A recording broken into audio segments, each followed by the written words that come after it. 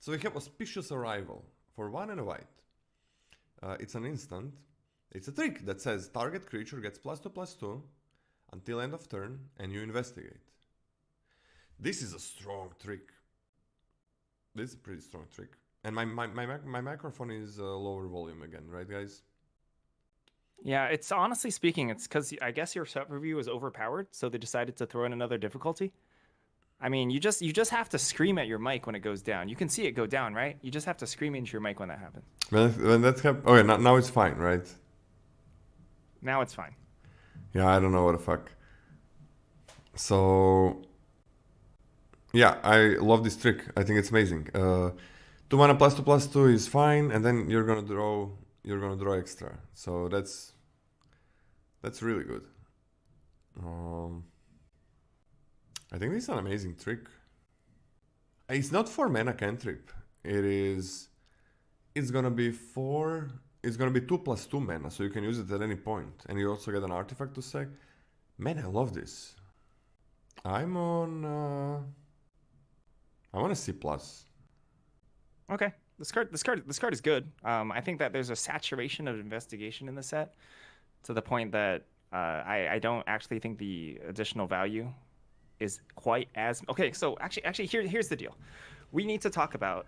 I think this is the point where we want to talk about the resources that we're going to see in a normal set or in a normal game, right? Sam Black has called it the difference between a big game and a small game. Are you familiar with what that means, Lola? Big game and small game? Yeah. Do you know that Sam Black jargon? I don't know about his jargon, but I'm guessing like small game is current board state, big game is what you want to do in the long run. Okay, so when resources are stripped from the game, for example, when both players like discard cards, the game shrinks because there's less cards in quote-unquote play. Yeah. When you draw cards, the game gets larger because you have access to more resources total. In total between both players, there are more resources in play. Okay. I believe that how this set is going to be played out normally is that there's going to be most games are going to be quote-unquote larger. Right? Most games are going to be about both players have access to more resources than they normally would. You're going to have more time to develop, for sure. Yes. When games are larger in total, small advantages, like getting an additional card draw, like investigation, actually go down in value because there's so much of it, right? I'm in the opinion that this card is good, but not actually that special, so I'm at a C- on it. So that's sort of the difference in grade. I do like it. I do like it as a trick. But I think that the investigate is sort of less good than it would be in a quote-unquote normal set. So, because everyone has access to a lot more resources than they normally would. That's interesting. That's just like when the set is slower. That's let's put it into Sam's jargon. When the set is slower, you're gonna have more of a. It's gonna be more focused on the big game. Yeah. So a specific example that I think Sam used is that if there's a common creature that enters the battlefield, I understand. So this is actually going to contradict me because if there's a common creature that makes your opponent discard a card, that's a sign that that the games are going to be smaller. But if there's a common creature that comes in and cantrips, like Elvish Visionary, that's a sign that the games generally are going to get larger, right? One incentivizes large game, one incentivizes small game. But but when the games go long in general, and when you have a surplus of a mechanic like Investigate, the games are going to be larger. I think it's more about like the speed of the format, not about like discarding or drawing cards. Sure. It's more like if you're not gonna be overwhelmed early game a lot of times, if you're on the draw, then you're gonna have time to use all of your cards, all of your cantrips, all of your late game synergies. I think it's more about that, like how good the average early game curve out is. Not about like discarding and drawing, like what's happening there. I think that's like I think that's the most important thing. Lola likes giving his dude +2/+2 more and drawing cards. Sam Black is the opposite. Giving +2/+2 for 2 mana is pretty garbage. But giving +2/+2 for 2 mana and getting an extra card later on is pretty damn good. Like even super late game, like you can just like +2/+2 randomly and get a card. So that's kind of okay if you're afraid, especially if you're afraid of waiting to get in the perfect situation. So let me give a definitive example of my specific argument against the value of just an investigate. Right? You give something +2/+2, win a combat, you investigate. So in a normal set, you can crack that clue later to help you push through. In the late game grind, you can help push through against your opponent. But if your opponent in that time has generated 2 clues and cracks both of them, right? It no longer, one investigate no longer quite has the same meaning when your opponent is also matching you in that grinding game. So it's not like this helps you push. It helps your aggro deck push you over the edge of winning the game in the late game. You know, it's more like it helps a little, but doesn't quite have the same impact as you would think it does normally. Yeah, maybe C+ is too high. I do kind of like it a lot. I think it's gonna be similar to... Yep. Thank you very much, Queen Dragon. So I think it's gonna be similar to cons in how if your deck is gonna have a good amount of morphs, then there is gonna be that turn 5 where you can play another morph or flip one. And if you play another morph, that means, I mean, disguised, if you play another disguised creature, that means you have a 2 mana left over, which can get you back that tempo, right? Because tempo is huge, like if you're going into late game, that you don't lose out on tempo as well. So like the 2 mana tricks that are good, I think are gonna be kinda important on that turn 5, right? Where you're gonna be playing another 3-drop and you play a trick, like if opponent blocks your morph or something or whatever, you can just +2/+2 and play another morph creature. Like those, it is in a slower set, it's harder to get tempo, but it's also pretty important to know when to gain tempo. Now this is something that Ham got me, we talked a lot and he got me to thinking about this, like when the set is slower, like when are you gonna have a more tempo turn? Because if everybody's playing kind of slow decks, nobody really thinks about those tempo turns, and at one point you gotta gain like a board advantage at one point. You can't always be like, oh, we're just gonna go to late game and draw a lot of cards and stuff like that, because then what if your opponent has like that kind of a bomb that they're waiting for and you don't? So you do still rely on getting the tempo back. I'm on a C. Okay, give it a C. I do really like this card. I think it's gonna be pretty damn good. It's because of that turn 5, like that turn 5 where you are getting where you are trying to get a tempo in your favor. That board presence. The Fenestrated Phantom, 4 white for a creature spirit. It's a 4/3 with flying, and you can disguise for 4 and a white, 5 mana total. Stats to mana cost, unimpressive. Paying 3 to make this a 2/2 and then flipping it over for 5 as a 4/3 is frankly not particularly impressive to me. This doesn't block particularly well. It dies to a lot of things. I'm not super high on Fenestrated Phantom. I understand it does provide a clock. The one caveat for this is specifically in green-white. Or okay, let's roll back. In your proactive, probably detective-based aggressive decks, I don't think...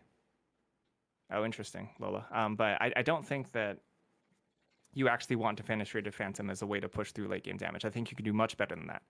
The specific deck that I think wants to Fenestrated Phantom the most is green-white, because I don't think green-white is particularly aggressive, right? They're pretty good at stalling the board and going wide. And when that happens, you could need something to push, like something evasive to push their small stalled board. That being said, I still don't think this card is super good. This is the D+ for me. And this feels really, really bad. This feels really bad. I'm on a D-. The stats are really bad. Wow, this feels really bad. I'm on a D- for this one. Okay, I kind of hate it. I'll go down to a D. You've convinced me. Good argument. I mean, in a normal set, I would give it an F, but the set is just lower power level for like creature stats, and so like just the creatures are. How did that happen, man? I'm still so surprised, and it's so interesting. How did that happen? How did they like move the power level down so much of the creatures? I mean, I hope the answer to that is that we're wrong, right? And then the power of the set is hidden in something that we can't really see on face value. Yeah, I mean it's not. Come on, man. The creatures are just smaller, a lot smaller. Just in general. Let's go on. We're gonna see. Like the creatures are a lot smaller. There are gonna be, of course, you're gonna make powerful decks with. I think it's gonna be very synergy based, and it feels to me like that, very synergy based. Like you're gonna have all the pieces, which is so interesting to draft. You're not just going for like good stuff and like kind of super good curve a lot of times. Yeah, broken 1-drops and 2-drops, that's been the theme of the last few years. It's just been fine, but I really like this. It's a beautiful change. I don't know what happened. How did they decide it? I'm not against it. I'm all for it. Make me adjust all the time. Make me relearn things. The idea is that this card just win combat on turn 5 because it has 3 toughness. I mean, does it really? You just put a 3-1 on it or a 3-3 or whatever. This morph would be weak in cons, and cons was way lower power level than what we have today. Like this would be bad in cons, right, Scotty? This would be bad in cons. There weren't as many specific morph-based synergies. Like there are cards that care about things flipping up, but still yet. And this set is a much higher power level than cons, so I kind of want to give it an F, but let's start with a D-, goddammit. Due Diligence is a 2 and a white. Enchantment Aura. You enchant a creature, and when it enters the battlefield, target creature you control other than enchanted creature gets +2/+2 and gains vigilance, and the enchanted creature has +2/+2 and vigilance. I mean, that's a lot of damage that you're pushing, and you can still block. A morph can turn into a 3-1. It can turn into a 3-2 if it has less than 5 like disguise. These are guys cost disguise, that's how you say it, right? Somebody said it. You're pronouncing it weird, Scotty. Yeah, it's pronounced, well, I had to adjust because I knew I was streaming with you, but it's like an American regional thing where it's actually pronounced Daiguise. Come on. No, what the hell? In Hawaii, we pronounce it Daiguise. You don't. Well, yeah, I guess it's like a Pacific thing, right? Because Fat also says Daiguise. No, you don't. No, you don't. No, you don't. You're trying to get me because I'm from Croatia. Jesus Christ. What do you think about Due Diligence? Jesus Christ. Daiguise? Oh my god. I mean, like, okay, look. If you've heard Luis Scott Vargas say Monguise, it's same roots. Croatians always easy marks. Yes. Getting bullied by Hawaiians and Koreans, whatever you are now. Yes, I am indeed both Hawaiian of blood and Korean of blood. Yes, that's the truth. Jesus Christ, man. Oh, I was close to saying, I was close to asking you, is that real? I was actually kind of close, because you were so, you had such a poker face on. Oh my That's disguised. That's disguised. Was that why chat was telling you that you're pronouncing it weird? Han also told me that I actually said it wrong. It's not supposed to be Daiguise. It's supposed to be like there's an S. Where's the S? Wait, right? did you pronounce it like that and I didn't catch it? I said Daiguise and then I didn't. Yeah, there's. Oh, did you say that a few times already? No, that was the first time. This was the first time now. What do you think about Due Diligence? Due Diligence. God damn it. Due Diligence. I mean, there is like this thing that where you can almost always put it on a morph creature and it's never gonna be 2-for-1. On a disguised creature, the Guised creature. where it has Ward 2, right? It is so easy. Opponent has 2-3 mana. They can basically do nothing about it if they have that mana open. And it's a pretty huge swing, but there is no aura synergies. I don't know. I mean, it can be your aggressive tool, right? You usually must be aggressive for this to work. I'm not big on this, but I don't think it's bad. Maybe this is gonna be the hidden thing, like how to pressure high enough. It does let you get 2 for 1 a bit later. I'm just on a D for this. What do you think, Scotty? Okay, nice. C+. C+. This is the curve. This is the aggressive white curve topper at common. At common, yeah. It's really easy to get like 1, 2, 3 of these. Just play any sort of curve of creatures. Slap 3 of these on top of your aggressive white deck. You are destroying somebody before they can get their feet under them. I do believe overall this format is slow. This and this archetype will check you. It'll check you. I think aggro white is to me looks like the best archetype. I think it's very, very strong. That being said, so a C+ for me is not so much, hey, this goes into every white deck, right? It's like I will take these highly because I actively wish to be aggressive. So I'm taking it as a C+. I think it's quite good. Yeah, I'm thinking about it now. Like white is the only color where I kind of like the early curve out and attacking. You have a really good 1-drop, right? You have 2 2-drops that are pretty good, and then you have a 3-drop that makes an extra creature. I'm gonna go to a C or a C-. I'm thinking because white is the only color where this, like, you have a really good 1-drop. A reprint, right? You have a reprint 1-drop, the 1/2 that investigates. It's a functional reprint, yes. Yeah, it's not the same name. It was what, Traben Inspector? Yeah, but now it's like Novice Inspector or something. Now it's Novice, yeah, no Inspector. So yeah, in those decks it could work. It's so easy to get this though. And then you just attack. How good is removal? I mean, I can actually start this on like opponent needs to have removal, but I mean, what happens when you do this? Play this and they remove your creature? Like, aren't you just in shambles? Like, you're in shambles. It's like the game is done? The game is, yeah, pretty close to done. I mean, we had in Shadows over Innistrad, we had one of my most successful archetypes. I trophied so many times and in a row as well. When the old Innistrad card was introduced, the +2/+2 for 2 mana, and you can pay 1 and sacrifice something to make it fly. But then you also had a lot of cards that had either ETB effects or Undying, or they died and made a creature or something. I'm gonna be on a C-. I think it's actually fine, but I think it's gonna be pretty easy to get. But you do just lose the game basically always if you are playing this, and I want a C-. I mean, this one can be interesting. What? If your opponent has open mana, you just play creatures. I mean, even if they kill this next turn, you kind of lose the game. Because you just paid like 3 plus probably 2 at least, so that's like 5, 6 mana. Fair enough.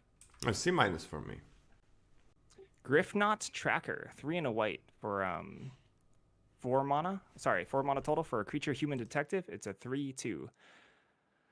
And it has flying. When Gryff Tracker enters the battlefield, exile up to 2 target cards from a single graveyard. You will not be using this on yourself that much, because, like, honestly speaking, a lot of the Gravebreak stuff is centered around green and black. I don't think this is exactly what you want when you want it to be triggering your own stuff. So I guess you're like taking your opponent off of collecting evidence stuff by exiling the largest CMCs from their graveyard. The stats on this are relatively poor for a 4-drop. The types are good, but the stats are not. I do not really want to be, and frankly speaking, the aggro detective white-based decks that I'm thinking of don't even really care if they have 4s, even if they are evasive. I don't think this deck. I don't think this has a good home I think you can play it. I don't think it's good. This is a D for me.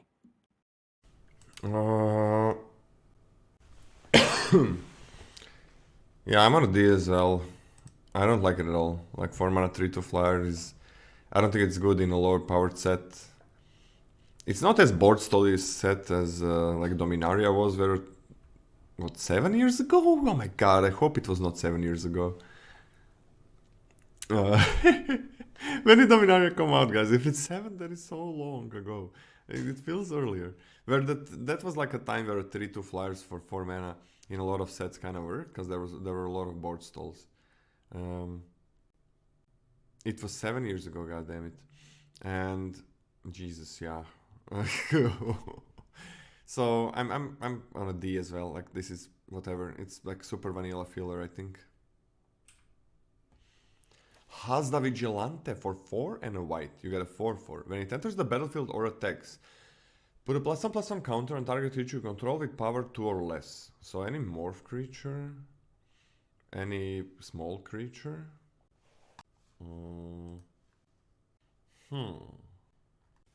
It's like a top end for... It doesn't seem horrible, yeah.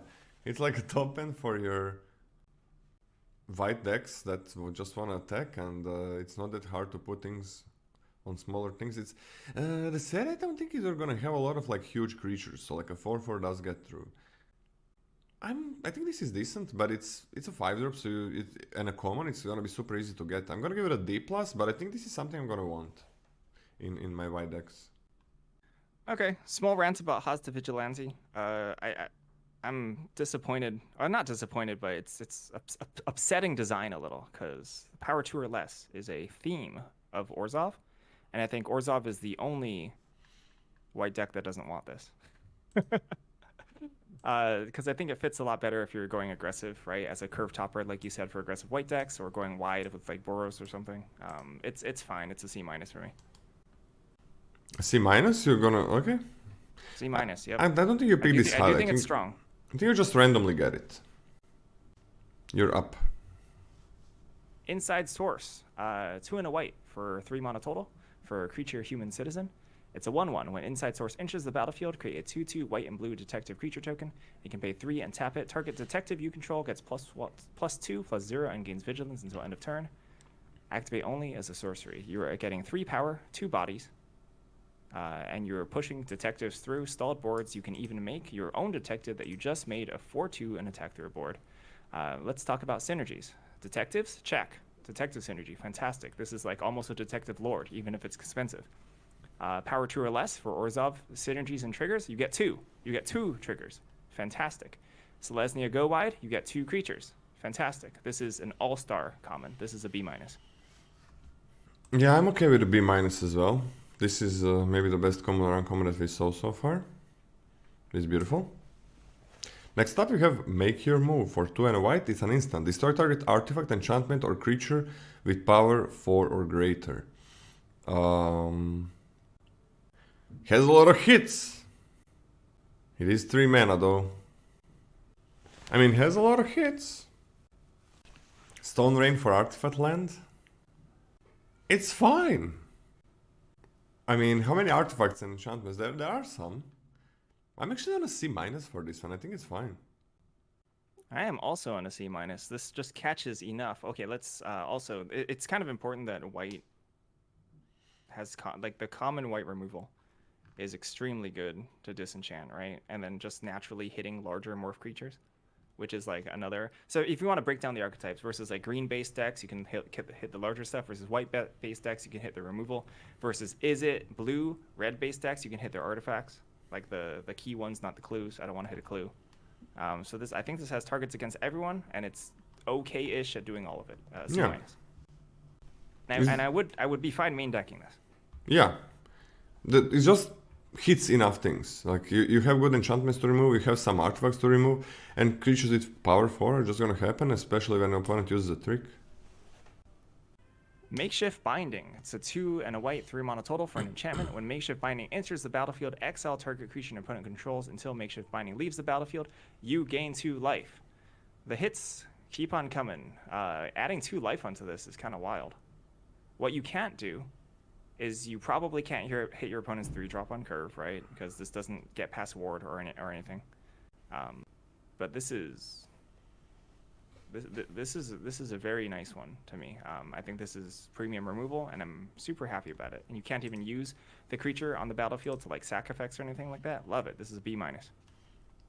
There are quite a lot of effects that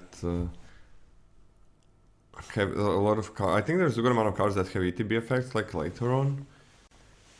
So that makes it a bit worse. We just saw 2 white equipment that kind of ruined the +2/+2 and the vigilance aura. Which is slightly... I'm actually way more okay than with getting my first hit in and then it getting removed. I think okay. I'm more okay with that than you are. What do you give this?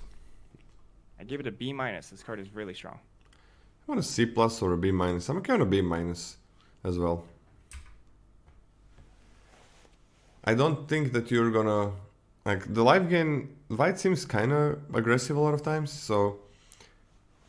I don't think the life gain is as good in that type of a deck, but it's nice, so you can do your game plan, right? You're on the draw maybe, and you really don't want to get too much into late game. You would rather start racing and be able to win the race, so it helps. Market Watch Phantom for 1 and a white is a 2/2, and whenever another creature with power 2 or less enters the battlefield under your control, this guy gets flying until end of turn. That's not bad. That's not bad at all. I think this is gonna be a really good white early game creature. Like these are the trio of 2-drops and 1-drops in white. This is the one, and soon we are gonna get 2 more. I'm on a C for this one. Maybe it's gonna go to a C+. Cool. We're planting our flags. B-. B-? This is premium aggression. This is exactly what your white aggressive decks want. Has relevance in the late game. Wears equipment super well. Wears buff super well. Flies. Love it. Exactly what I want to be casting on turn 2. This is the best premium to me. Aggressive 2-drop. Yes, it is. I think this is head over heels over all the other 2-drops. Yeah, if you're aggressive, yeah. Yeah, I think I can move it up as well. It is the best aggressive 2-drop on common that I've seen. Oh, it's a detective as well. I'm okay with a C+. I don't think it's a B- yet, but it might go up to a B-. Let's go to a C+ for now. It's not that easy, I think, to always make it fly, so... C+. Museum Night Watch, 3 and a white for 4 mana total for a creature Centaur Soldier. It's a 3/2. When Museum Night Watch dies, create a 2/2 white and blue detective creature token. Has disguise 1 and a white. This card does a lot of things, and it does them all kind of mediocrely, and I kind of don't care about it. This is a 4-drop that's kind of good at mid-ball grinding, which I am not particularly interested in. If I want to go late game, I want to go bigger than this. I want my defensive speed to be faster than this. And I can get my card advantage in a better way than getting a 2/2 when this dies. If I'm aggressive, I'm not interested in this in playing a 3 mana 2/2, and I'm not interested in playing a 4 mana 3/2. Even if with detective synergies and whatnot. I don't think this card is good at all. This is a D for me. This is... It's good to trade this for a morph, right? You are paying 2 extra to get a 2/2. Yep, this is solid to trade with a morph, yes. But yeah, it is nothing that special. It does get you like if you care about 2-powered creatures, all the morphs get you 2-powered creatures. All the disguise cards. I can go either a D+ or a D. It's kind of fine if you trade these off. How big are opponent's creatures are? How big of a creatures our opponent's gonna have? I'm okay with a D.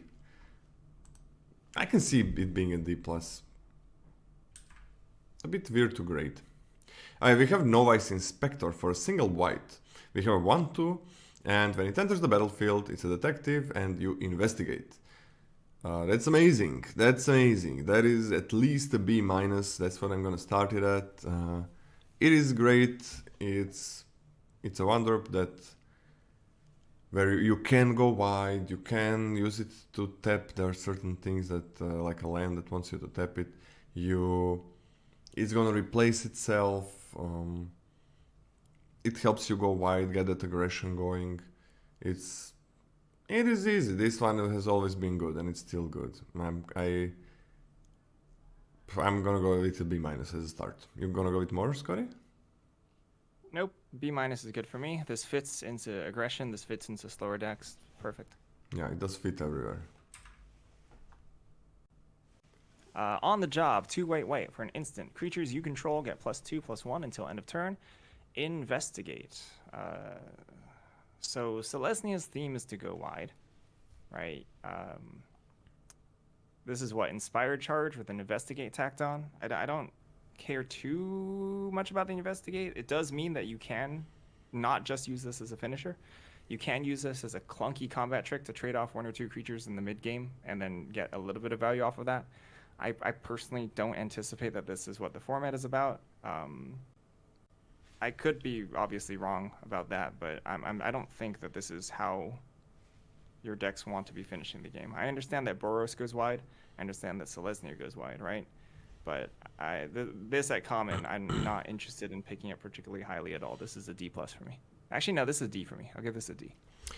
I mean, just a white goes wide. Like, you have the 3 mana 2/2 that makes a 1/1. You have a good 1 mana creature, which helps you just get out there on the board. And then you have a Dogvoker, which is not a Boros card, like, because it's what, 3 mana, and then you turn it up for 2 white, or red, but white. And you get 3 creatures. So you're going pretty wide with just white. I mean, it's just a huge upgrade over what we've had before, right? The +2/+1 and that's it. Here you're also investigating, which means it is gonna replace itself. So even if it's not the best for you, it does replace itself. Man, I'm okay with this card. It is very hard with these ones. Inspired Charge is the usual card. It is very hard to get into the situation where you're gonna be like, where this is gonna help you not trade and kill two or more opponents' creatures. So I'm okay with this. I'm on a D+. I think this is perfectly fine with white aggression, and then you just draw and continue playing things. So the problem with these cards was when it's not good, it is really bad. It is really bad. But it never drew you an extra card, which this one does. So that is pretty huge. D+. This is fine. This is pretty fine. We come to another white 2-drop. Seasoned Consultant for 1 and a white. It's a 1/3 detective. Whenever you attack with 3 or more creatures, this guy gets +2/+0 until end of turn. Very weak early. It's not super easy to attack with 3 creatures, but it's what you get. You don't have crazy 2-drops, so this is fine. This is fine. It's not great. You gotta take what you get, and if you're gonna be playing white aggro, you're gonna have to have a couple of these. You're gonna have to have a couple of these in the deck. And the more I look at these things, the more I'm thinking, like, how happy are you gonna be that you're going aggressive? Hopefully not too happy. I can go with a D+ for this one, but I think you're gonna have, if you're gonna be white aggro, you're gonna have to have a couple in your deck. I mean, if you're playing white aggro, do you want the sweeper? What? The vacuum cleaner? Do you want vacuum cleaner over seasoned consultant? What is the vacuum cleaner? The 2/1 surveil. Okay, yeah, me too. I'm gonna C- for this card. I think we're both in agreement that attacking 3 creatures is not an easy thing to do. No. Right? It's not easy. Not easy. Despite it being the theme of Boros, it's still not easy thing to do. Not easy at all. But it's what you get. You can't. That's what you get. Like we are done with the white commons, and yeah, you don't get like access to a ton of crazy good aggressive choices like we did before, which is pretty interesting. Right. I mean, I've got 3 B minuses, or like for Oh, I guess you have a C+, but I have the white commons seem very strong and slanted aggressive to me. Like there was like one miss, right? Seasoned consultant. Although Well, it I is a guess you 2-drop, do which is get a a very good important one to amount, miss on. right? You do get a good amount. Like how many common white early game did you get in LCI? It was like a guidewing, which is amazing, and then you had the aspirant and the sunscribe being 2-drops, which is not crazy. I mean, you're actually getting a good amount of really good white. Yeah, this is a lot of support for white aggro. Yeah, you are getting a good amount of support for white aggro. That's true. But like compared to some of these, like the aspirant, which was nothing special, looks pretty good for the last set. Guiding obviously would be incredible. There is like the 2 mana 2/2 vanilla creature that where you can tap the opponent's creatures. That's kind of that was garbage. Interesting. It's gonna be interesting. Like, and there is like a really good trick and a really good and pretty good like support for that 3 mana enchantment and a 4 mana +2/+1. But then the thing is like, that's about it. Like white has good aggression. In the last set, if you pair it with red, you had a Goblin Tomb Rider. Now you have 2 1-drops, which is crazy. That are way more aggressive than the 1/2 that makes an evidence, right? Way more aggressive. But you didn't have that many like 2-drops in red that were gonna help you be aggressive. And it's interesting. I think aggressive decks are gonna work, but I don't think they're gonna be as overwhelming as they were in the previous sets. I hope. I at least hope. It feels like that to me. What do you think so far?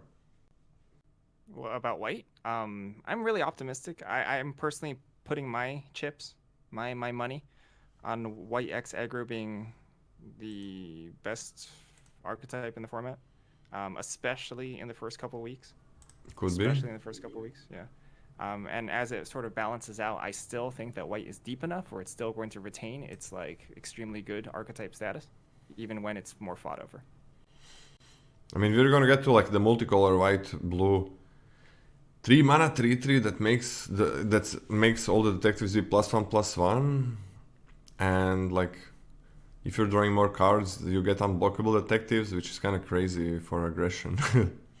That card is nuts. Yeah, that card is pretty freaking crazy. We always get these Azorius nuts multicolor cards. A lot of times. Something happens there and it's just silly. Alright, on to the uncommons. Scotty? Absolving lammasu. It's 4 and a white for 5 mana for a creature lammasu. It's a 4/3, has flying. When absolving lammasu enters the battlefield, all suspected creatures are no longer suspected. When absolving lammasu dies, gain 3 life and suspect up to 1 target creature an opponent controls. Bizarre card. This is really interesting, right? It doesn't block particularly well, but gaining life upon death, especially 3 life, is a pretty significant chunk. I don't love the stats, right? I'm not in love with 4/3 for flying. I don't think that the second line of text is super relevant. I don't think that there's a ton of suspectors. I want your take on this, Lola. I don't think there's a ton of suspicion flying around to the point where like I'm super happy like with the second paragraph. You know, it's happens sometimes, right? In fact, I think it's more likely that you will not. I think it's more likely that you're adding suspicion on the board than to not. I guess it's up to, so. It's up to I think you. it's more likely that you won't be doing anything with the suspicion. It's basically if you're attacking, you suspect it. If you're not, you don't. Yeah. So it is flexible. It is nice. It's all upside, but the stats are kind of mid. I think this card is fine. This is a C for me. Yeah, I mean, if it dies like 3 life is pretty huge, but 5 mana 4/3 flying, I don't like that anymore that much. And we had some, I don't know, I don't like this. White is the law, it doesn't suspect their dudes, yeah. This is a good creature type. You can suspect, it doesn't let you suspect your creature. I don't like this, man. C is pretty good for it, like it's a 5-drop. I don't want to take this highly. I'm gonna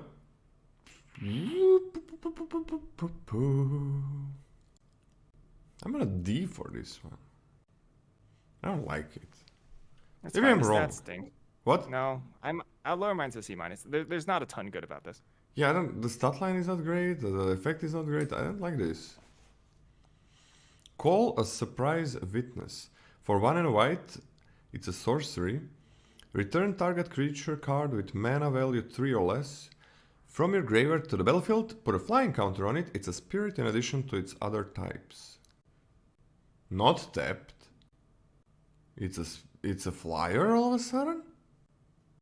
That's pretty good. Like it's flying all of a sudden? There is no life linkers if I'm correct. Correct me if I'm wrong, but there is no non-flying life linkers. Like in the whole set? Non-flying life linkers for 2 or 3 or less. I think there is none. Yeah, just naturally, like no story seekers or whatever. Yeah. There's an uncommon that lifelinks that already flies. Yeah. This is not bad. I'm gonna go with a D plus C minus. Again, you can't play it on curve. You need your creature to die first, or you need to mill something. So that is not that great. But like making it fly is kind of huge. D plus or C minus? What do you think, Scotty? I'm gonna C. I like it. I really like double spelling this in the sort of latest game, you know? Keep up the pressure. Keep up the pressure and your opponent has to deal with the reaching. Yeah, I can go with a C minus. I can go with a C minus for now. Because I'm always a little bit worried about his effects for 2 mana just. You kind of want to play them early enough, but this one you don't really have to play early enough because it's flying, right? All of a sudden it's flying, so it can get through most of the flyers. Hey, I like this. I hope it's gonna be higher than a C minus. Oh, this one is weird. Scotty. Ace File Auditor. 2 white for 3 mana total for a creature human detective. It's a 1/4. When Case File Auditor enters the battlefield and whenever you solve a case, look at the top 6 cards of your library. You may reveal an enchantment card from among them and put it into your hand. Put the rest on the bottom of your library in a random order. You may cast, you may spend mana as though were mana of any color to cast case spells. Yeah, this is a pretty bizarro card. I think most of the cases are pretty solid. Most of the uncommon cases are pretty solid. I don't know if there's like a case specific deck, but I think critically this finds 3 mana remove something in white common. I forgot what it's called already. Gains you life, right? Because you can just find any enchantment, right? Any enchantment. So you can just find your common removal spell. Makeshift binding. Thank you. I think this is solid. I think this is desirable, and I think it's nice, you know? Not just in a specific deck. I'm not playing this in my aggressive deck. I don't think this is an aggressive creature. But No shit. no, yeah. But this is a solid value card, and I don't even feel like I have to build around it too much. Obviously, you want to check. You want to do a check about whether or not you have a critical mass of enchantments to make this work. But I think you're going to get there more often than not. I like this. This is a C+ for me. I mean, okay, so all the cases are uncommon, right? Yeah. All the cases are uncommon, yes. So that's a little bit of a problem. How many can you have? Then on common, you have the white removal spell, and I'm guessing you don't want a +2/+2 aura in your slower decks. Nope. The cases are enchantments, but they're uncommon. But then you have like white removal spell and blue removal spell. And you need like 7 hits, I guess. I would be kind of happy with that. That's never gonna happen. But then when you crack a case, you can do that again. It's fine if you're slow. Now, I am a little bit off the 1/4s. It was similar when we had morphs, right? If you have stat line that is 1 something, that means you can't trade with a morph creature. So let's say opponent is attacking with like 2 or 3 morph creatures, and you wanna put like your guy. You wanna block every one of them to trade, and then they can only flip 1, for example, which is a little bit of a problem, because when they flip only 1, everything else is probably gonna die. So like 1/4, not huge on it. There's 7 uncommon cases. There's a colorless one. There's like 1 in each color. There is a lot more enchantments on uncommon, like not just cases. Oh wait, white has 2 cases. No. Wait, white has 2 cases. Every other color has 1. Am I right with that? Why does white get 2 cases? Interesting. Never mind. That's like who cares? White gets 2Ks. C plus. I mean, this really requires you to have a deck for it. I think it's really bad until you have it. Do you maybe want to give it a ceiling grade instead? Because I think it's pretty bad in like any aggressive deck and in any deck that doesn't support it. It's really bad. It's not just like you take it and it's gonna work. Yeah, you know, honestly, taking it as C plus in terms of speculation is probably way too high. I'd probably take it as a C minus. Yeah, there's Celestia enchantment removal, I guess. I don't know. I'm okay with like C minus and the ceiling of a C plus. C plus is fine. Okay. Case of the Gateway Express for 1 and a white. When this case enters the battlefield, choose target creature you don't control. Each creature you control deals 1 damage to that creature. To solve, 3 or more creatures attacked this turn. Okay. Solved, creatures you control get +1/+0. This is a good thing to do if you are going any kind of white. This is also a good thing to do to kill a 2/2 creature before it gets disguised. I mean, there is no way that's how we're gonna say it. Like, it doesn't get disguised when you flip it, but it does, right? I think it's pronounced unmorph. Not undisguised. Okay, when it gets unmorphed. I don't know. I want a new terminology.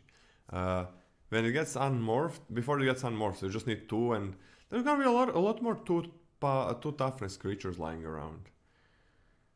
This is incredible. I think this is incredible for a bit more aggressive white decks. I think this is incredible, and it's gonna let you attack so much more. I'm gonna be for this. This is what I want to be doing. Okay, this is interesting. I think sorcery speed, one damage per creature is not nearly as good as it looks, but I'm actually also pretty high on this because I think the creature sizing is small in this set. So I actually do think there'll be a pretty decent amount of non-disguised X2 creatures. So I don't actually think you need a ton of creatures to make this work. If you did, I'd be pretty cold on this card because I actually don't really love the solving aspect. You have to attack with 3 or more creatures, and then the turn afterwards, then they all get buffed, which I think is going to be a little bit more awkward than it appears. Yeah, it's gonna be a little bit harder. If you could trigger it immediately. If you could trigger it immediately, that'd be fantastic. But I'm on a B minus. This is still good. It's still good. I think it's what White wants to be doing. Like if this doesn't work out, something went wrong already. Yeah, I think every white deck you'll have creatures at least, and you know even a late game board stall, at least you get to kill you want to kill. Case of the Pilfered Proof. 1 white for a case, an enchantment case. Whenever a detective enters the battlefield under your control, and whenever a detective you control is turned face up, put a +1/+1 counter on it. To solve, you control 3 or more detectives, and when it's solved, if 1 or more tokens would be created under your control, those tokens plus a clue are created instead. So it's kind of interesting, right? In the fact that you want to play this before you play your detectives so that they get +1/+1 counters. But hey, isn't it kind of awkward that you're disrupting your curve for this? Is what I would normally think if I was a noob 2 years ago. But I think it's worth it. Because I used to hate these cards, right? I used to hate these cards. But I think I was being silly the entire time. What do you mean these cards? What kind of cards are you thinking about? What kind of cards am I thinking about? There's definitely... You don't have to say exactly what cards. Like what? There's definitely at least 2 examples where I'm like, this is not what you want. I want to be curving out with creatures, you know, I want to turn my creatures sideways. I forgot what I'm thinking about. Sorry to put you on the spot. I feel like there's like 1 or 2. Not equipment, because equipment you can play afterwards. Whatever. Maybe I'm high or something. Because there were a lot of these cards where you have like 2 mana and you're putting some counters, and they were almost always garbage. Yeah. That's why I'm asking. Like you were almost always right, because like 2 mana and then start putting counters and something dies or whatever. Like a lot of times it was really bad. Yeah, but I think this more than makes up for the stats, and I think it's cheap enough. And in the late game, like this is a pretty. So the solved aspect triggers off of making detective tokens, on top of making clues, right? So you could double your clues. you get your detective token and you get a clue. Yeah. Getting 3 or more detectives and the board stalls out, I don't think that would be that difficult. This is, I think this is a pretty major threat that I'm not unhappy dropping on turn 2. I think this is like a C+ for me. I think this card is actually quite good. I'm actually gonna be on a... I'm okay with a C+ and a ceiling of... like in Azorius, this is gonna be crazy good. It's not cast, so... turn out, like... It's wait. This set has less jump through hoops and more walk through doors. Wait. What am I missing here? What does it mean? The thing is, like I said, I think he's kind of slow enough, and you get so much value later, and the first effect is always there. Like once you solve the case, the first effect still always stays. I believe that's right. So you're always gonna have that, and you're gonna be drawing more cards, and it's not negligible to... Like +1/+1 is huge in a set where, like, for 3 mana people are gonna play a 2/2. Fuck is... So I'm C+ and a ceiling of a B. Is that okay? Okay, I'm okay with that. But I think you've talked me up. I'm going up to B-. I'll take this extremely highly. Yeah, I'm actually gonna start on a B- as well. This is worth building around. Like there is detective support, and I mean, you just make a 1/1 creature, and you're gonna draw a card later on as well. So it works so well with itself. It is not that easy, I think, to control 3 or more detectives. I don't think it's super easy, but they get better at blocking, and you're like, they get better at blocking, so you can have it a bit easier, and then you're drawing extra cards to, well, make more tokens or play more detectives. I'm okay with a B- and a ceiling of at least a B. Let's start with a B. I mean, I think there is gonna be a lot of decks where you're just gonna naturally solve it. The white, like there is from the 3 2-drops and 1-drops in white are all detectives. The 3-drop in white makes a detective. There is a couple more detectives as well, and things that make detectives, and that's common white. You pair it with blue, it gets pretty crazy. Like in blue, it does get pretty crazy. You get another 2 mana detective, you get a 3 mana detective, you get another 3 mana detective, you get another 3 mana detective, you get a 4 mana detective. There's a lot of detectives going around in like you're gonna have a crap ton of them. Oh, what is this? Essence of Antiquity for 3 and double white. It's a 1/10. It's 1/10. Artifact creature golem. Disguise it. You can unmorph it for 3. When it's turn face up, creatures you control gain hexproof until end of turn and untap them. I hate this. I hate this stat line that just sits there. No.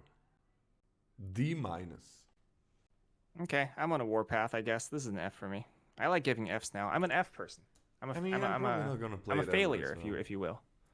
A failure meaning someone who likes to fail other people, right? That's what a failure means. So I'm a failure.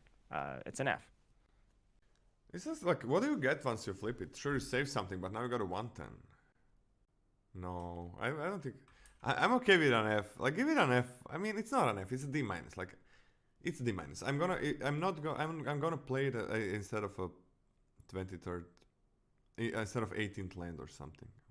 I appreciate you being a failure with me, Lola. No, D-. Fine. Next one is that way. Because it is a 3 mana 2/2, I guess. Forum Familiar. It's a white. For a creature cat, it's a 1/1. Has disguise 1 and a white. When Forum Familiar is turned face up, return another target permanent you control to its owner's hand and put a +1/+1 counter on Forum Familiar. This is weird. Yeah, this is a very bizarre card, right?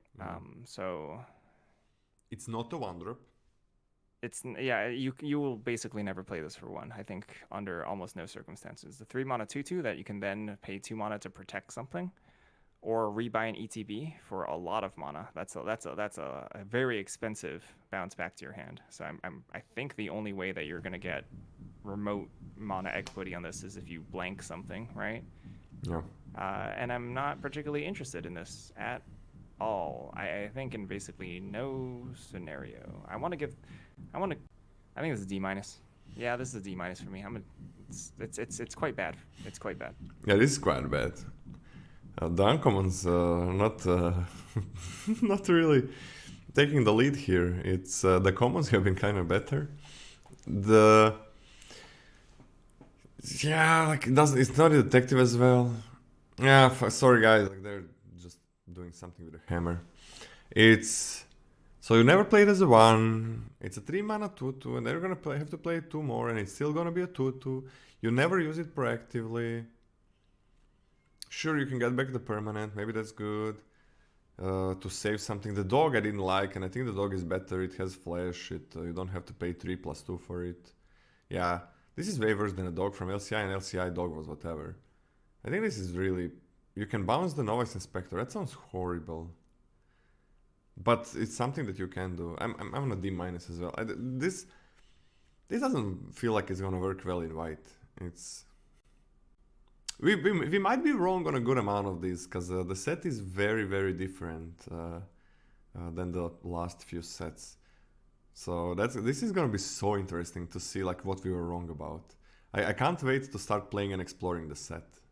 So D- still. I'm fine losing to literally any card that is really bad, and of course that's gonna happen. It's a card game.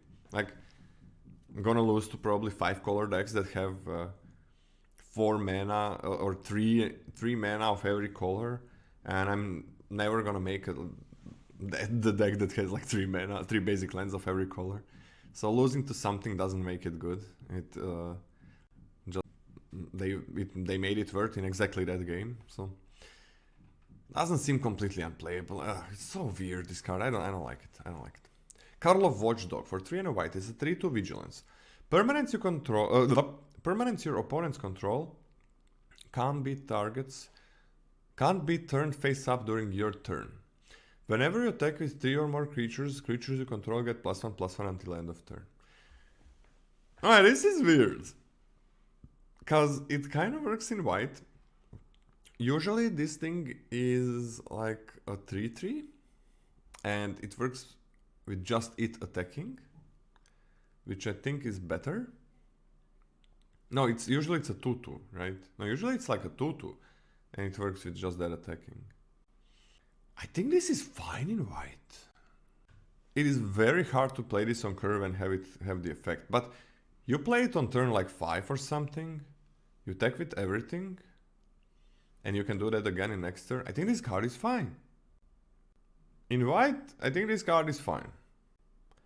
I'm on a C plus for this one. I'm actually on a C plus. I think this is what white wants to be doing. And it has that good trick that I like a lot, which helps your creature survive. And I'm gonna be playing a lot of them. Okay, I'm into this. C plus. I don't think we can underestimate the second clause.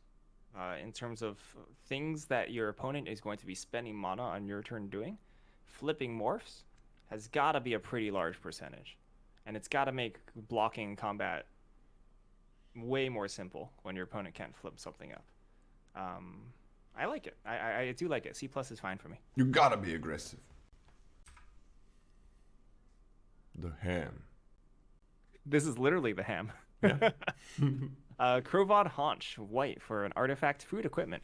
Equipped creature gets +2/+0. And you can pay 2 and tap it. Sacrifice Coveted hunch. You gain 3 life. When Coveted hunch is put into a graveyard from the battlefield, you may pay 1 and a white. If you do, create 2 1/1 white dog creature tokens, and you can equip 2. Let's break down independent parts of this thing. 1 to play, 2 to equip for +2/+0. Kind of medium. That's pretty bad, actually. It's frankly quite bad.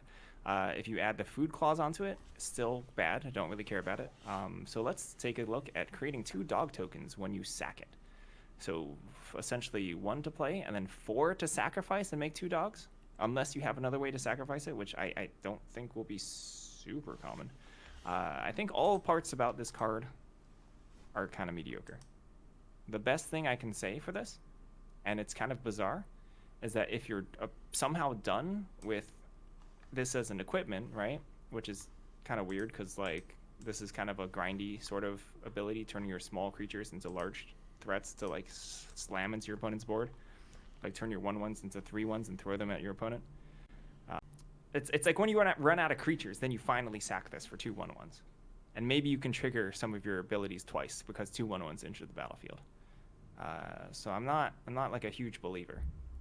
I'm not like a huge believer in this. So this is like a C- for me because it does a lot of things and I think it does them all kind of mediumly.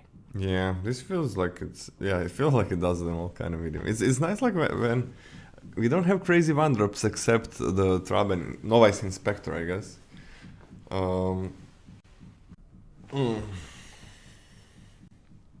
4 mana for 2 1/1s. Sometimes you do want that. Is it the sec artifacts? Well, yeah, that's not gonna happen here.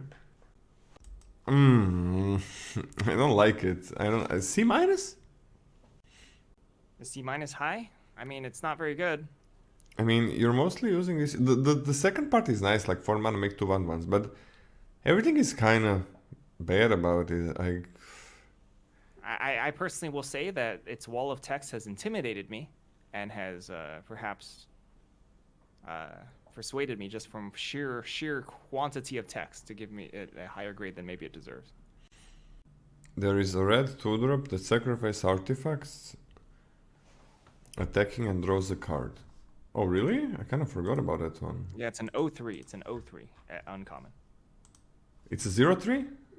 It's a 0/3 at uncommon, but it gets +2/+0 when you sack something or discard a card.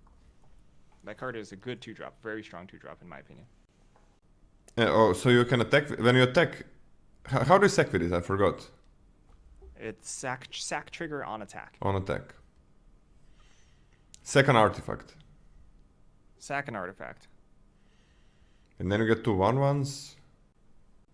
Yeah, that's fine. I don't know. I think I'm gonna go with a D plus or a D. I don't think I like the 1 mana +2/+0 as equip. It's a little bit hard to grade because you can make it into creatures, right? Sometimes the artifacts you can't equip it anywhere, but now you can make 2 1/1s, so that's kind of okay. I guess D plus is fine. Next up, Neighborhood Guardian. For 1 and a white, it's a 2/2. And whenever another creature with power 2 or less enters the battlefield under your control, target creature you control gets +1/+1 until end of turn. So it's any creature, it can be this one. That's pretty cool for white. Like, it's anything. This is gonna enable a lot of attacks. I think this is a premium 2-drop. I mean, I'm gonna be a B- for white. Yeah, I'm on a B- as well. It's like a pretty common play pattern to drop this on 2 and then drop that 1/1 and a 2/2 and attack for 4. Not better. Is this better than a flying one for you, Scotty? I think slightly. Yes, slightly. Me too. This and the ham. Oh, that works. Yeah, yeah. The ham does work with you make. Oh, this with a ham is kind of crazy actually. I mean, it's 4 mana, get +2/+2 somewhere. I mean, I guess it's fine. It's nice. Not on my watch. 1 and a white for an instant. Exile target attacking creature. Nope. This is interesting because exile is nice, and white is not really about this because, I mean, Orzhov might be because I think Orzhov is like the only one that can play for a later game. So if this is like a secret gold card, whatever, but I'm not taking it particularly highly. This is like a C- for me. C-? I hate this. I'm on a D.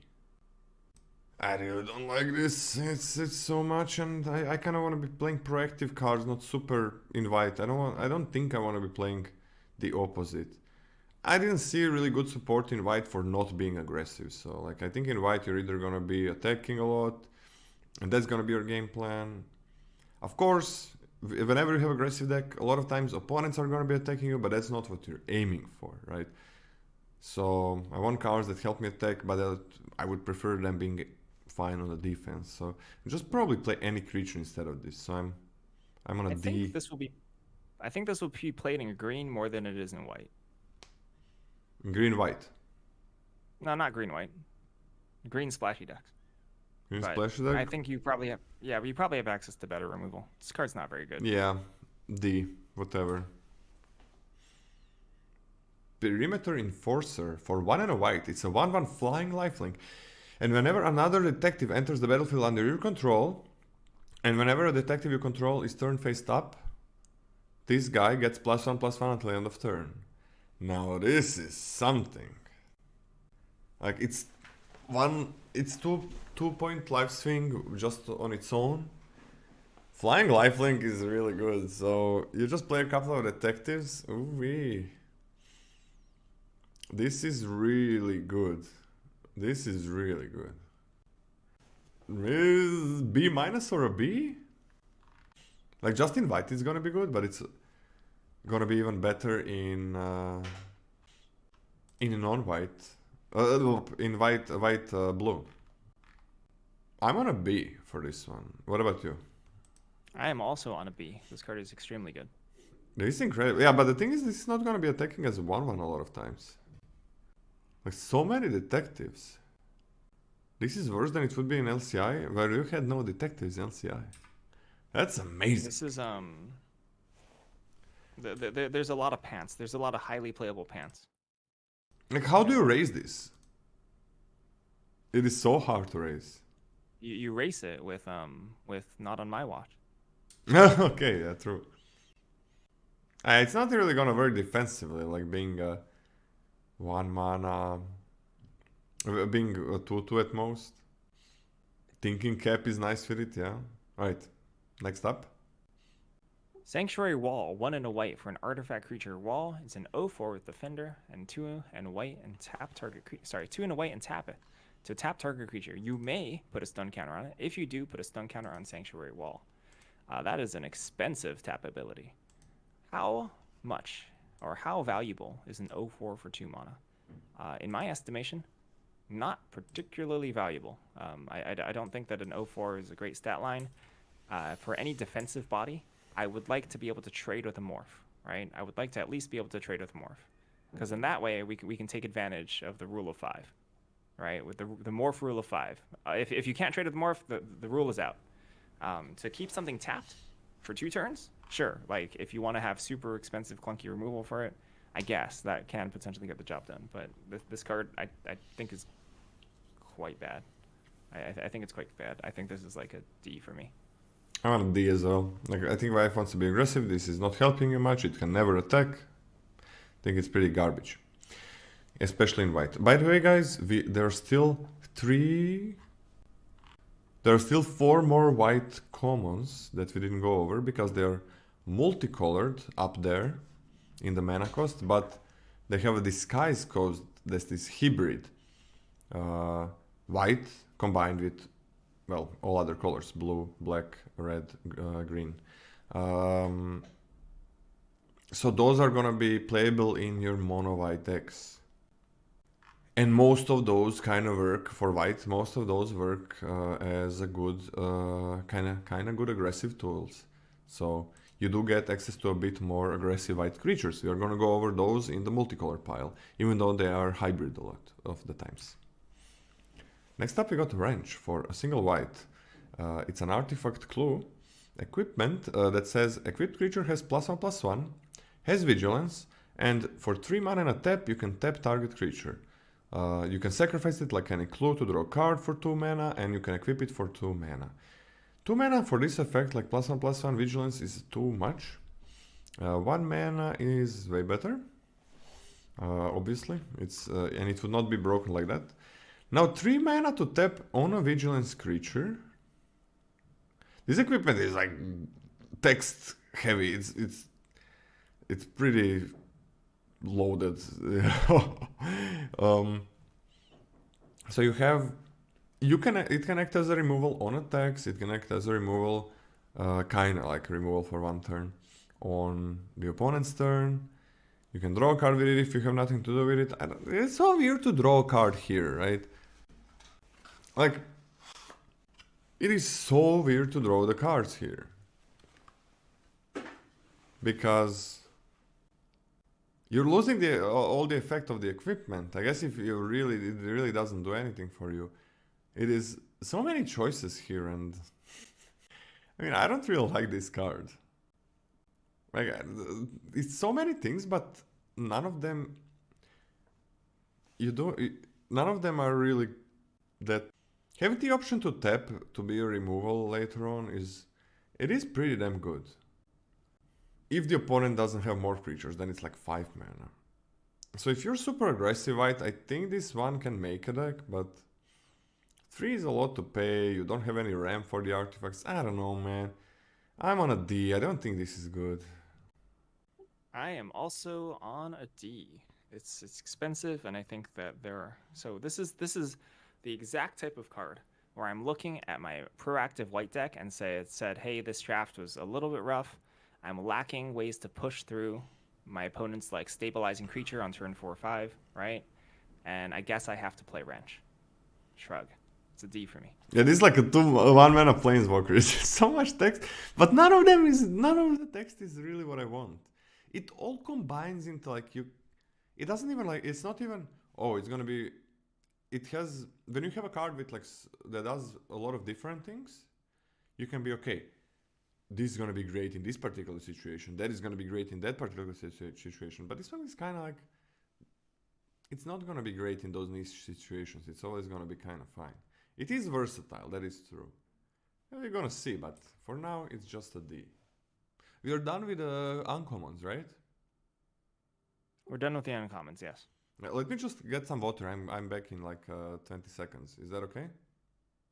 I have to use the bathroom. Give me use the bathroom? Give me like 3 minutes. Okay, guys. 5 minutes, I don't know. See ya 3 minutes. in a minute. I'm gonna be back like that, something like a minute just to get some water. And we're gonna continue with our white rares and mythics. But yeah, so most of these cards just make you think so much, which is so interesting.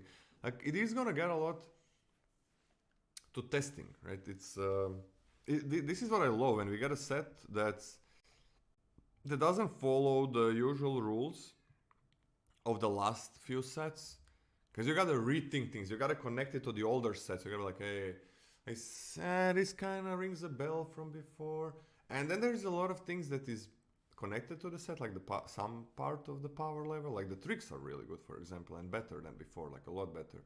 But then the creatures are a little bit dumbed down.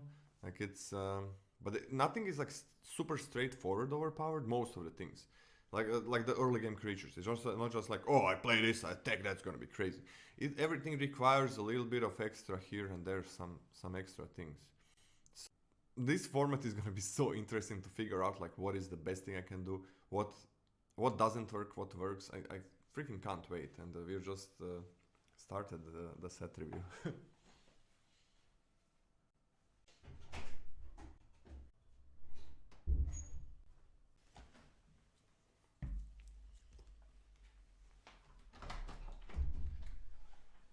How's my mic, by the way? Has it been better? I gotta find like what's making it fluctuate. I think it's trying to autocorrect or some shit. Thanks, Luster. This is said to be the best marzipan in the world. What is this? Sponsored by Neither Egger.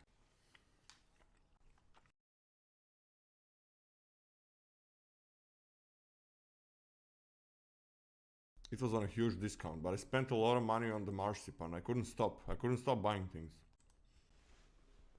I feel like I missed a really good story. What are we talking about? No. I just spent a lot of money on the marzipan because it was Isn't on that- discount. Like, That's a there's, like, food, right? I bought an advent calendar a few days ago. Like, I bought a lot of Christmas because, well, that's why it's discount. Like, who wants to buy advent calendars? But it was like, this is it's said. I'm not professional that it's the best marzipan in the world, so I had to try it because last few years I started loving marzipan. I never liked it before. It usually costs like 60 euros, the advent calendar, which is what the hell, who would pay 60 euros for an advent calendar? But it was discounted to like, I don't know, 15 or something. Like that's a huge discount, and I just couldn't stop buying things. I came back to the store 2 times when I walked away and came back like, I'm gonna get that as well. Like, this is a good chance. Then I walk out and like, just one more time. Like, this is it, and that's it. I'm not gonna buy anything else. It's like that's it. So The biggest problem for me is like when I have it here, it's so hard for me not to eat everything right away. All right, Scotty, you want to go with the rares? That was a good story. No kappa. That was good storytelling. Okay. I appreciated it. You want to talk about rares? Assemble the players.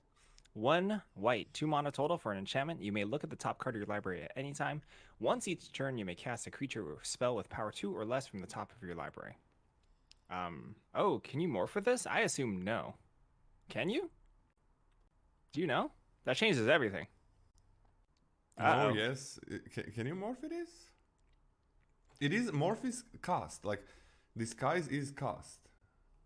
You may cast this card face down as a 2/2 creature. Yeah, Right. you can, for sure.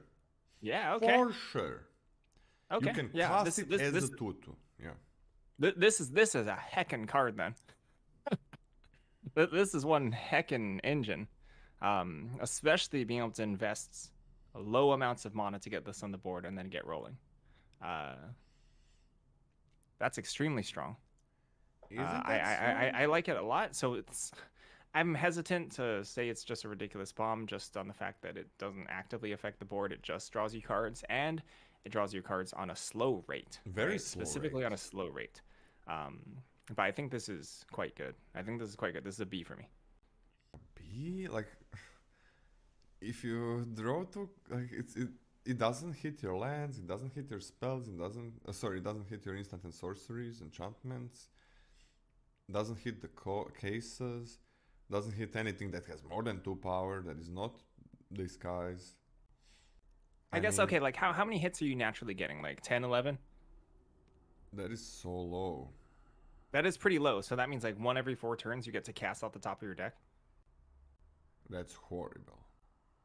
It's a pretty low investment, but I think I'm starting to reevaluate B being a bit high. I'm still pretty high on the card. I still think it's actually pretty good, so I'm actually lowering mine to a C+. What did you give it in the end? B minus? No, I'm giving it a C+. Yeah, you went from a B to a C+. Yeah. I don't know, man. I think in a normal deck, yeah, this is horrible, and in a not normal deck, this is kind of bad. It's so you're gonna have like 17 cards that are never a hit, and then you're gonna need cards that are not that are not disguises, and that are instants and sorcery exclusive. I mean, I think the maximum ever, if you force it, is gonna be 15, but then you're making your deck much worse. So you're making your deck worse for this one card that's just a card draw. I think this card is bad. I think it is bad. It is just bad card. There's also, so like let's pile on here, right? There's situations where you actively, like, you have a morph on top and you just rather be casting from hand, right? Because the morph is a 3 mana 2/2. And so that's rough. You can't just be extracting value from that. Also, if there's 2 power 2s in a row, you cast the first one, you can't cast the second one, you're just going to draw the second one. So that's already hits off of your deck. So like even if it looks like you have 11 hits, you have actually less than that. And white doesn't really have that much, like scry and surveil and shuffle. Almost any. You can cast morph off top. You can cast disguised you can disguise cards from top. Pretty convincing. I mean, yeah, like, it's pretty poor. If you have 15, that's probably really bad for your deck. And that is like the maximum you can have. And then you gotta draw this as well. And what is it really? If you have 15, what, every 3rd turn, you can get something out of the deck and play a card. Like, it's not even gonna be that easy to play 1. And if you play 1, that's horrible. If you play 2, that's pretty bad. That's bad. That is what, like, I'm happy, but you're not gonna be casting this and playing 2 right away or in 2 turns. I'm on a D minus. I don't think I ever want this in the deck. I don't think I'm wrong. It is so slow to get the advantage. Just like play 3 mana, draw 2 cards or some shit. I think this will actually be able to stay on the battlefield enough where it provides enough late game threat. Like when your opponent, like you pressure your opponent and then you stabilize, and then this is just a persistent threat because you didn't actually invest that much into it. I don't think it's that bad. I'm not lowering it below a C minus. Alright, D minus. you went from a B to a C plus to a C minus. Well, to be honest, I think I vastly overcompensated when I got excited about morphs. I originally had this at a C minus, right? And then I'm like, morphs, it's a B. It's a B.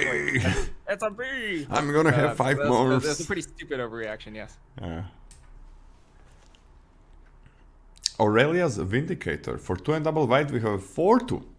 Flying, lifelink, ward 2. That is already incredibly overpowered. But we have disguise. Okay, there is X and 3 and a white. So it's X plus 4 mana. When this thing is turned face up, exile up to X target creature cards. Sorry, target creatures from the battlefield and or creature cards from graveyards. When this thing leaves the battlefield, they return the exile cards to their owner's hands. So if you pay 4 mana for this, there's a very good chance you win the game. Just 4 mana, play it on the battlefield, very good chance you just won the game. Flying Lifelink 4-2 is almost impossible to raise. It needs to be removed or traded with. But it also has Ward 2. But if you turn it around, for let's say like 6-7 mana, it is gonna be so hard for you to lose the game. Even if they have removal. Because every creature that you remove from the opponent, like, they don't have removal, they just got everything they have died. Like, a lot of the things they had just died. It's wild, even at X equals 3. What do you mean even? That's 7 mana. What do you mean even at X equals 3? Like, 7 mana, it's not even. It's like a lot of mana. That's a late game. That's late game, and you are using, that's a lot of mana. That's like the maximum mana you're almost ever gonna use in a limited environment. So that's not even. Just for 5 mana, it's crazy. The thing is, like, before this gets removed, they don't have those creatures. And once it gets removed, those creatures go to their hand. So they fucking have to use it again. They have to play them again. If they're tokens, they just die. And every card from your graveyard goes back to your hand. So it's an incredibly powerful creature, 4-2 flying lifelink ward 2. It is incredibly powerful removal. If it gets killed, it's incredibly powerful tempo. And if it gets killed, it's incredibly powerful value because you're getting the cards back to your hand. What the hell? A plus. Dracosaur what? A plus. I'm on an A. It's good. It's really good. You're on an A again. I'm on an A, yeah. You're on an A again. I'm on an A, yeah. Again. I'm on an A, yeah. Why do I say again? Why do you say again? Why do I say again? Why do you say again? Come on, man. Tell me. What do you think? What I think this card is absolutely phenomenal. No. Why am I saying hard. A? Why are you saying A? Why are you saying A? Do you know? Do you want to know? Dude, come on. This is boring. Scotty, do you know what I'm saying again? Oh yeah. Okay. So you're saying you're probably talking about Bonehorde Dracosaur from the last set. Yeah. A card that has frankly surprised me. If you want to get into it. I know it has surprised you. It surprised me. I've played it 7 times, and I thought I was wrong, and my opinion of it has only reinforced. I'm lower on Bonehorde Dracosaur than when I started the set review. The card is the card has like 70% win rate. Yep, and I said during the set review, it's gonna have the highest win percentages in 17 lands. Wait, so what is an A plus for you then? Wait, what the fuck is an A plus for you? The Bat God was an A plus. I like the Bat God. The Bat God was worse. Well, I like the Bat God better. I mean, it was objectively worse card than the Dracosaur. I like a Call better than Bonehorde Dracosaur. What do you like? I like a Call better than Bonehorde Dracosaur. I know, but the card. You think that the aggro was more powerful? Yeah, I do. Why? But I knew you wanted to get into this. I mean, it's an A plus. Yeah, sure. Yeah, they're fantastic, all fantastic cards. Yeah. They're both fantastic. Yeah, they're amazing. But Incredible. yeah. I mean, those were the two that I said for me are the biggest bombs in the format. But what does constitute an A plus for you? Like, tell me, like, just like not I like the bad god. Tell me, like, what is an A plus for you? An A plus is a card that if you construct your game state and gameplay around, you're still probably going to lose to it. Wait, what do you mean if the opponent constructs? If you play towards and around your opponent have an expensive bomb, you're still going to lose to it. And this doesn't count as that? The disguise is heckin' expensive for Aurelia's Vindicator if you want to get back to the set. It's extremely expensive. I'm still extremely happy with it, right? Like the disguise specifically, I think a 4/2 is answerable even with Ward 2. You can like pay 3 mana, shock it, right? That's fine. But it's a phenomenal magic card. But it's like, yeah, sure. You don't have, you're not gonna hurt its feelings. You don't have to like say it's a phenomenal magic card. You don't have to be nice to a card. It's just a card. A pluses don't really have that much counterplay for me. The disguise here doesn't have that much counterplay for me. What is the counterplay to this? You shock it, it dies. And you lose. Yeah, you shocked it when you played this in 4 and then it dies. You don't lose. You have to disguise it in order for you to shock it and lose. Ah, you mean you shock it before it gets flipped? If you play this on 4 mana and then you shock it, life goes on, right? Yeah, but that's like that's the flexibility of the card. Yeah, yeah. The flexibility is phenomenal. It's like I think that disguising and flipping it. Oh, okay, let's reevaluate. How much do you like disguising on 5 mana? A lot.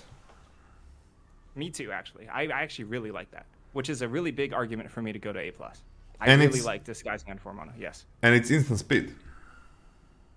Yeah, I'm pretty thrilled. I'm pretty thrilled with that. So I'm actually okay with an A+. I think this card is I think this card is better than Dracosaur, yes.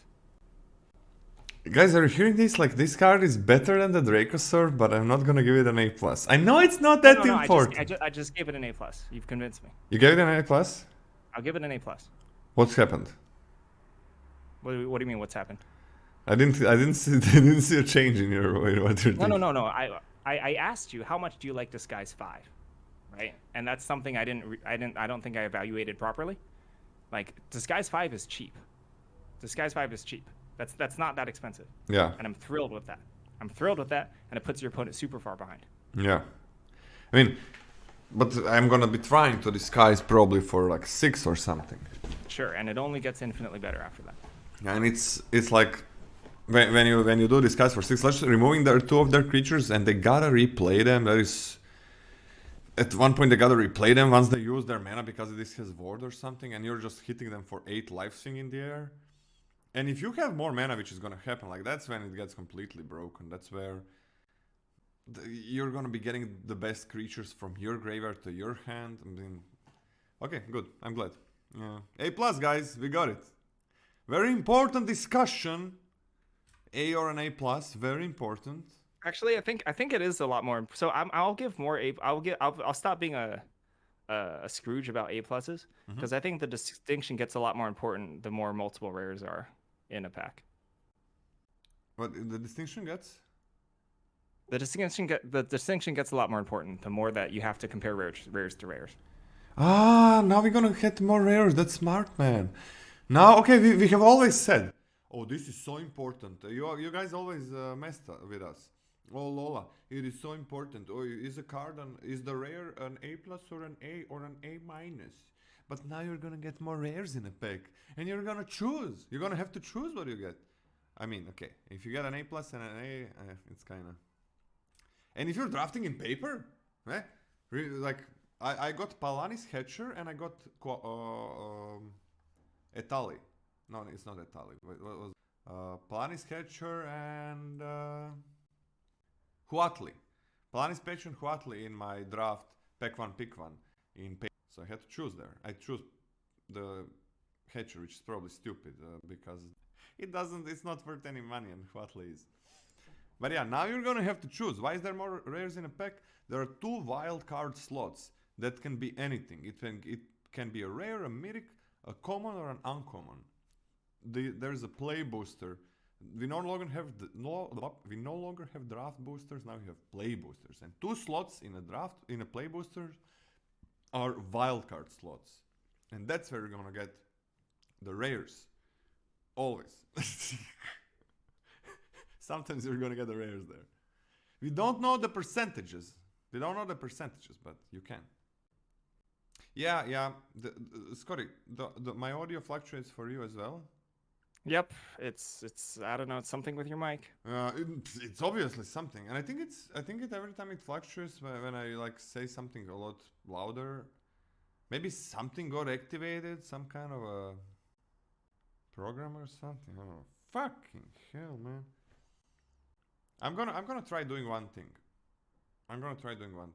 Like, there's no way this mic is not working anymore. Like, it's pretty new mic, and it's very expensive. Scotty, What kind of mic do you have? Do you know what style of mic it is? Is it dynamic or is it a condenser? Oh yeah. It's condenser. Why? Okay, I'm just thinking. What brand is it? It's a Rode. Rode. R-O-D-E. A Rode. Okay. Thank you, Rice Ball Man Cat. I'm gonna try to do something, but Scotty, go to the next card. Case of the Uneaten Feast. White for whenever a creature enters the battlefield under your control, you gain 1 life. To solve, you've gained 5 or more life this turn. And when it's solved, sacrifice this case. Creature cards in your graveyard gain. You may cast this card from your graveyard until end of turn. The first part about this card, equivalent to Johnny's Welcome that we've seen, is frankly extremely bad. That's not a playable Magic card in pretty much any sense. Dropping this on turn 1 is ideal, and even then, it's like a 1 mana gain, I don't know, like 5-6 life. It's pretty mediocre. I don't think, even though it looks like the solve is near impossible, there's some nice lifelink tricks. There's lifelink tricks that I like in this set, and even then, I'm not particularly interested in this. But when you solve it, you get a 1 shot at bringing back like what, 1, 2, 3 creatures, most 3 creatures if you're super lucky. But it's an ordeal. This is an F to me. There is some life gain, I guess. The 2/1 Orzhov card, white or black card. Gain 1 life. I mean, I don't know, man. Like, this is just like, it's such a slow thing to get. And you gotta sacrifice it so you're not getting life again. And it's only this turn, right? Creature cards in graveyard gain only until 11th turn. I'm on an F as well. I think it's just unplayable. I think every time I'm gonna try to make it work, but it's like, what do you get when you make it work? Now I'm super loud. No, I'm gonna switch something. Maybe that's gonna work. Gonna go with an F, because I think almost always you don't want to put it in a deck. I'm probably gonna try to make it work once, but not great. Oh, the O on road is not pronounced as O, but rather an U. Rude. So it's like rude. Rude. Is that it? Next card. You go. Delney, Streetwise Lookout. 2 and a white for 3 mana for a legendary creature, Human Scout. It's a 2/2. Creatures you control with power 2 or less can't be blocked by creatures with power 3 or greater. If an ability of a creature you control with power 2 or less triggers, that ability triggers an additional time.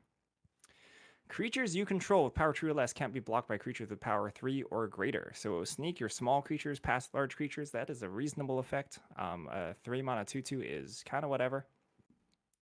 But there seems to be a healthy amount of triggers, all right? There seems to be a healthy amount of triggers that you can get off of this. At common, you get 2 detective tokens off your insider source. You get 2 clues off of your novice inspector. There's enough triggers that just flying around that I'm reasonably happy with this card. I think this is a perfectly fine, above average 3-drop. To me, this is a B. It could even go higher, but the stats on it are not, just the raw stats and the raw clock are not fantastic. But I like it a lot. This is a B for me.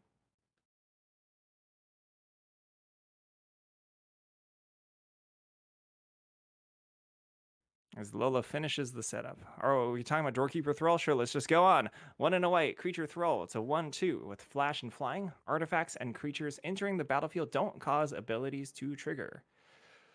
Flash flying, 1/2 for 2 mana is undesirable. I don't really want that. I don't really care about that stat line. I don't really care about that clock. I don't really care that it has flash. Artifacts and creatures entering the battlefield don't cause abilities to trigger. Also affects your stuff, which is super rough. I think this card. I think this card's an F. I think you're gonna hurt yourself almost more than you're gonna help yourself. It's I don't know. Yeah, maybe you sideboard it if you have a very specific deck for it, but I'm never gonna draft this. And I'm never gonna hold it. I'm never gonna really hold it or be happy holding it for like a really cruddy half a counter spell. No witnesses, 2 white for a sorcery. Each player who controls the most creatures investigates, then destroy all creatures. If you want to walk through scenarios where you cast this on curve, the number of creatures you need to be happy sweeping in order to actually get advantage off of this gets quite high, right? You want to bait your opponent into overdeveloping the board and then you can sweep them. But the fact that this gives them a single clue makes it so much harder to be happy about the trade, where I am not incredibly high on sweepers anymore in 2024 Magic. Wow, 2024, that sounds weird. But yeah, 2024 Magic, I'm not super high on sweepers to begin with. And this is a bad sweeper. This is a bad sweeper. This is an actual D for me. We're long past the time where sweepers are bombs in the format. Okay. It's rough. This is not where I want to be. It's a D. I mean, this is not this is a horrible sweeper. This is a really bad sweeper. This is I mean, that's the problem. This is a really bad sweeper. I don't even like sweepers. Generally limited, you want the 5-6 mana sweepers. No, generally limited, you want 1, 2, 3, 4 mana sweepers. I think Ranger Alpha is saying usually the 5-6 mana sweepers come attached with things you care about. Yeah. In limited. I hope that's like it. You don't care as much about the. I am guessing that's it. But it's such a weird sentence to say. Like they're just words. It's correct, Scotty. Yeah. That's what it felt. But that's not what you said. And this is garbage. This is a sweeper where opponent is hopefully gonna get to investigate. Hopefully the opponent is investigating. Aggro is also, this is kind of aggressive color. Should be aggressive. Right? So that makes it worse. But you wanna play as, like, board sweepers are a little bit clunky a lot of times, unless they're broken one-sided board wipes, of course. So you wanna set up the board, and then you wanna get, you're usually killing some of your creatures, but you wanna like get a lot more of the opponent's board side, and you can't make it work all the time. So the huge deal is you can't give extra resources to the opponent. They're just not gonna work well. So this is a D minus. What do you give it? I gave it a D. It's pretty bad. And it's really bad. You don't want to give opponent extra things.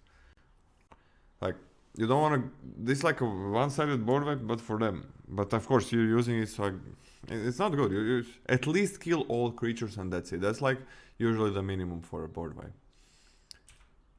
The clue part is the most relevant part of this. It is the most relevant because you're trying to get more value out of your board wipe, like kill more of their creatures than you're killing yours, because when you play a board wipe, you're losing one card already, which is a board wipe, because you're playing it. So that's one. That is one. The second part is, like, you're gonna have some things on the battlefield. Opponent is not gonna have 10 and you 0, like if you probably lose before that happens, and people are a little bit careful. So that is a part. That is a second part, right? You gotta engineer the correct situation. But you're already one card down because of the clue. Your opponent always makes it. Like they always make it. It's kind of shit if you're making it. So because of the clue, you play a board wipe. You're 2 cards down, and then you're probably killing your creature. So that's like 3 cards down. So you gotta be killing like 4+ creatures that your opponent have. Not good. Doorkeeper thrull is kind of... I just giving it a D minus. What about you, Scotty? I get an F. Okay. I mean, it can catch your opponent off guard a bit. Sure. Whatever. I think this hurts your deck probably enough where like it's so awkward. It does. And Delney, 3 mana 2, that's weird. They can't block with like more creatures and early drops. I think that this is a pretty big problem, like... Because it's a 3 mana 2, it's so bad in aggressive deck, but it wants to be an aggressive deck. I'm guessing you gave it a pretty high grade, but I don't like it. I like it. Yep. How many things are you gonna be triggering with this? How many commons? Like... Insider Source, 1. Novice Inspector, 2. We have... I guess skipping double flying is technically a double trigger, but it doesn't count. That doesn't count. That doesn't count. Although it could fly even higher than the flyers, right? That's kind of... Double ward triggers, is that true? Oh, snap. Double That's what? annoying. Double ward triggers. That's mildly annoying. That's true. That is something. I don't think there is... And somehow they're not pointing it at your Delney, but okay. I don't know. There is... It works on itself as well. I'm okay with the C for this one. I don't think it's that good. What do you give it? I give it a B. I like it. I think it's a very much above average 3-drop. But B could be a little high, it could be B-, but I think you're going to trigger enough stuff, and it's going to be annoying enough in the late game where I'm happy about it. 3 mana 2-2 is such a big problem. It is huge. 2 mana 2/3? What? So what? You mean 3 mana 2/2? Oh, didn't I say 3 mana 2-2? I don't know what you said. It was confusing. Okay, I meant 3 mana 2-2. It is a pretty huge problem. Alright. Guys, is my microphone still fluctuating or is it better? You tell me. And please continue to tell me. I need your data. I need your help. Because this has never happened in like 7 years. So I'm not sure if it was the cord or if it was... the... What's the name? Something in the program that I made. 10 District Hero. Something like with the software. 10 District Hero. For 1 and a white, it's a 2/3 human. And you have activated abilities. For 1 and a white and collect evidence 2. It becomes a human detective that is a 4/4 and has vigilance. And once it is a detective, you can pay 2 and a white and collect evidence 4. And it becomes the legendary Mileva the Stalwart. And it has base power of 5/5 and it gains other creatures you control have indestructible. 2/3 for 2 makes it an A-. Come on. What the fuck? I mean, this is good. Collect evidence 2 is pretty easy. You just use a trick and do it. Everything... This is crazy. I'm giving this an A at least. Oh, an A is fine. Yeah, A is fantastic. Super cheap. I love cheap bombs. Well, I mean, I hate cheap bombs, but they're really good. Yeah, this is so... I mean, everything else gets indestructible is kind of okay. Unyielding. I just want to call it Loxodon. Unyielding Gatekeeper, 1 and a white. For a creature Elephant Cleric, it's a 3/2 with Disguise, 1 and a white. When Unyielding Gatekeeper is turned face up, exile another target non-land permanent. If you controlled it, return it to the battlefield tapped. Otherwise, its controller creates a 2/2 white and blue detective creature token.